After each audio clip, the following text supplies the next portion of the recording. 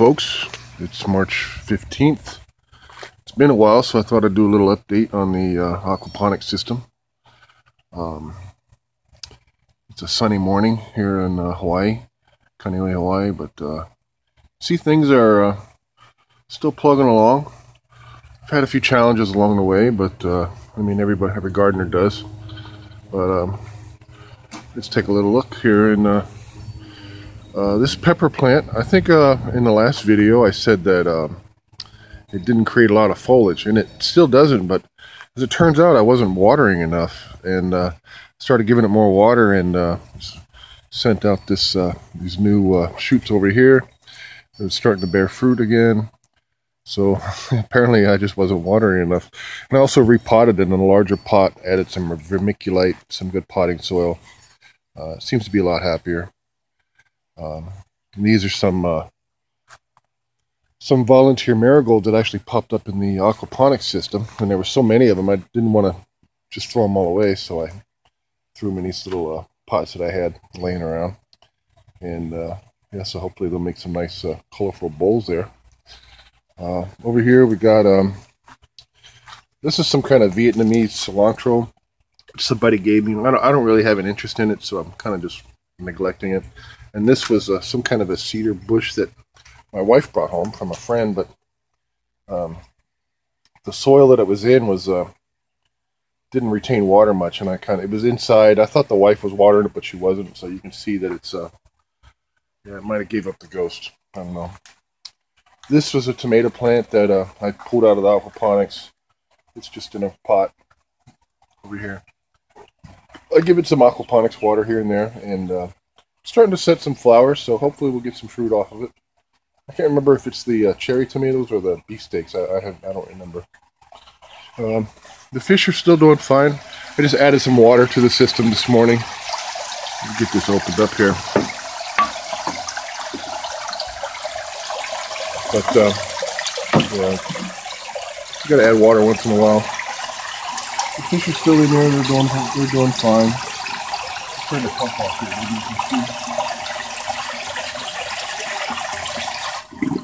There we go. Let's see a little better. Air bubbles are still going to kind of block your view. The fish are still good. I still haven't eaten any of the fish.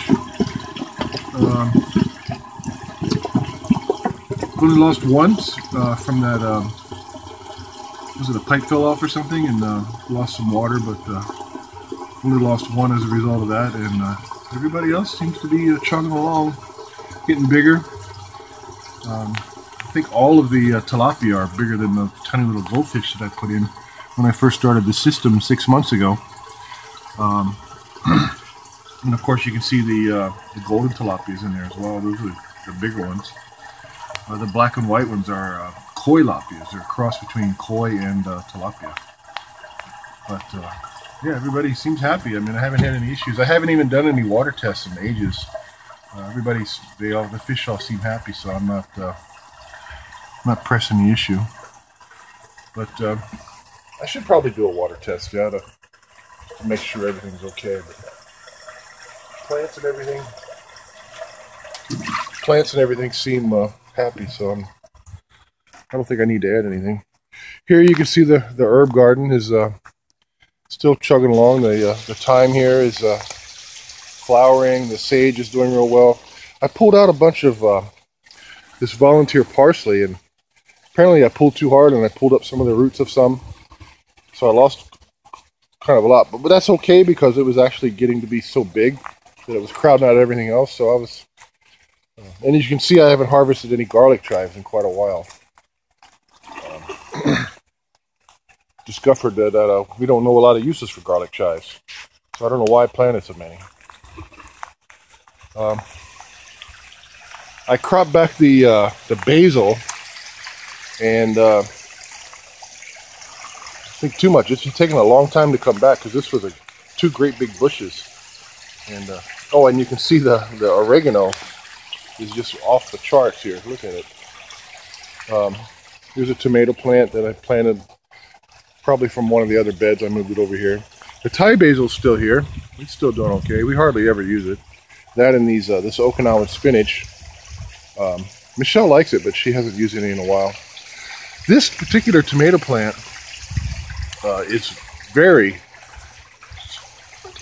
healthy in the stalks, but it hasn't made any fruit at all. It's very, very healthy. I should probably trim this sucker off of here, but yeah, we haven't had any fruit off of it yet. So, and of course, probably the dominant aspect of this the feature of this bed is the kale. The kale is just we need to really. I should probably start cutting some of that and using it. There's more over here. We've got plenty of kale here to. Over here, this area over here, used to be where I had my lettuce greens growing, but we used most of it. There's still a few in there that are kind of just ignored. It's going to seed now. But we've got new salad greens over here that's just starting to get big enough to cut. That was 2 packages of some kind of spicy blend salad mix. We have yet to try it, so but probably will shortly. And of course the watercress, I mean, I can't even use it fast enough. It's we've got a couple of ripe tomatoes in there. Little ones. You see them? There we go. There's a few more up here still waiting to ripen up. Watercress. Here's the taro that the friends gave us. It's looking quite healthy. And there's another smaller one down here. Some more tomato starts that I threw in there. I've become kind of spoiled with the aquaponics. I have a tendency to just throw cuttings in and just forgetting about it. And then, you know, a month or so later, here's some more lettuces over here. And the ong choy, we've used some of this. It's quite good. We took some cuttings off of that. I made a really good pork and watercress soup. That was delicious. And Michelle used the ong choy, and I think that was a soup as well. That was really good. There's another plant, tomato plant back here. You know, I was kind of overboard on tomatoes earlier, but they're actually a lot of work. The more plants you have, the more time you have to spend pruning them and stuff, and it's gets to be quite a labor of love if you're really into tomatoes. But man, my work schedule changed, and I just don't have the time that I had previously. So, been kind of neglecting the tomatoes a bit. But we're still getting some fruits from here and there. This bed here, yeah, it's pretty much all kale. There's a kale here. There's watercress galore. Look, this watercress is starting to go to flower. See that? And salad greens. A few erroneous tomatoes here and there. And this bed here, it's just been neglected. There was a lot of eggplants in here, but it seems like whenever my eggplants start to give fruit, then they die like this. So I haven't pulled this one out yet. But yeah, I don't know if that's common or what. And that tomato plant in the back there, it's made a few fruits, but I just haven't. It's definitely more leaves than fruit. I'm probably going to pull it out. I probably need to redo this whole bed nearly. This is a ong choy? No. Ong choy, yeah, I believe that's what the ong choy over there. I remember throwing some seeds in there a while ago, and then I kind of forgot about it. And they're just starting to get big enough to harvest. Look at the green onions. Look at how many have gone to seed here. Crazy. We haven't really taken much out of there lately either. This is another one I'm probably going to pull, is this Malabar spinach. I don't have any interest in it. I thought Michelle would use it in her smoothies and such, but I told her that I read on the internet that it has kind of a mucousy liquid on the inside, kind of like an okra. And when I told her that, she lost interest. So I might just yank it and put spaghetti squash or some other fruit that I know she's going to want. Here's some more little eggplants. This plant died. I should probably pull those and use them.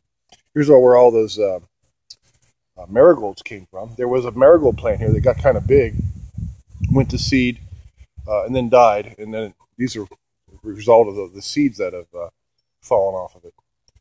A few more lettuces here. This stuff here, Mizuna, I believe.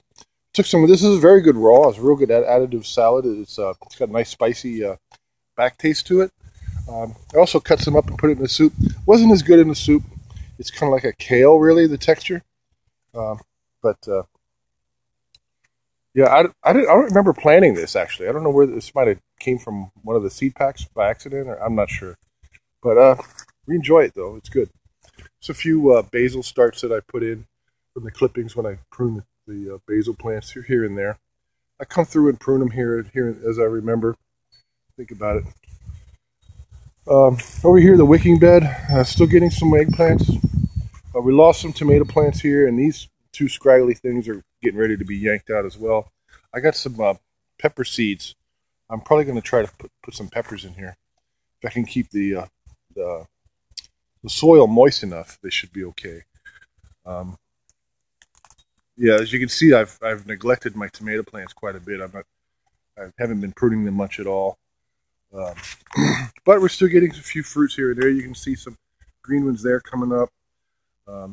Those little yellow cherry tomatoes, you can see a few that came off of these plants here. The birds still get in, even though I have this bird netting. They still get in, occasionally knocks them off and eat a few. I can imagine what would happen in here if I didn't have this bird netting. There's some green tomatoes over here that are coming up.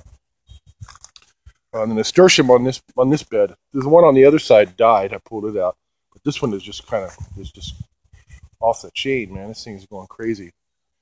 Some more tomatoes coming up here, and of course my Hawaiian chili pepper plant is just loaded.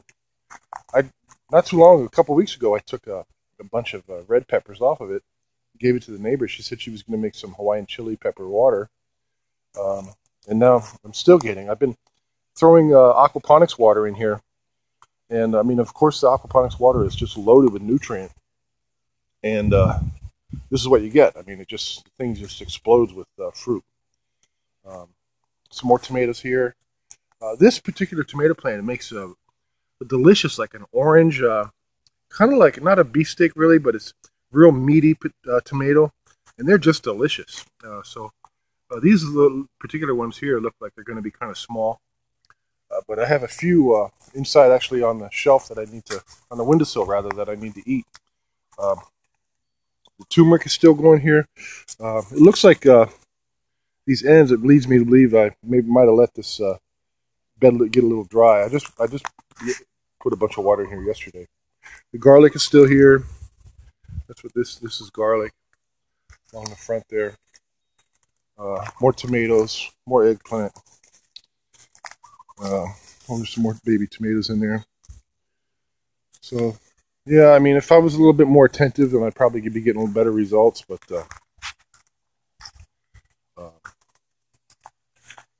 yeah. So anyway, that's the aquaponics system and the wicking beds. Everything's still going. I still want to expand. I actually have some containers. Some more of these two more of these containers here. These, they call it IBC. I still need, I'm planning on building a system in the front yard that would be constant flood, meaning that the water won't, the water level inside the bed itself won't go up and down, because these are on a flood cycle where they flood, and then once it gets to a certain point, there's a siphon that triggers automatically and it drains all the water out, and then it floods and drains, floods and drains. The system I want to build in the front will be constant flood, and that will be primarily a home for taro, and I might make one bed for watercress so I can salvage, reclaim some of the real estate. It'll be a smaller bed because I don't need this much watercress, of course, who does? But a smaller bed I can contain it just in one bed that way. Otherwise, this stuff just keeps spreading all over the place. But yeah, so taro and watercress is what I was thinking of, and maybe some ginger or something like that. In the front yard, but I just haven't started the construction yet. I have most of the raw materials already, but it's just about getting it going. So anyway, that's the aquaponics. Oh, you can see that the green squash plant is pretty much gone. I lost one. There's one that's still living here. There's actually a squash hanging over there. I don't even know if it's still good. I haven't even bothered with it. I'm probably going to pull this other squash plant out as well, because it just takes up too much room for. I mean, it does make some good squash, some good fruits, but it's just way too much plant for the amount of fruit that it gives. It'd be great on a fence line or something like that, where you didn't have to worry about it and crowding into your other crops. But yeah, for this aquaponics, it's just taking up too much real estate. I can use this trellis for other stuff, like I said, spaghetti squash or some other desirable fruit or whatever. So anyway, I'm glad to have a trellis there, but this Malabar spinach and this green squash might be going bye-bye. Might head to the compost pile. So we'll see. Anyway, thanks for visiting our little garden here, Len Fa Farms, and God bless.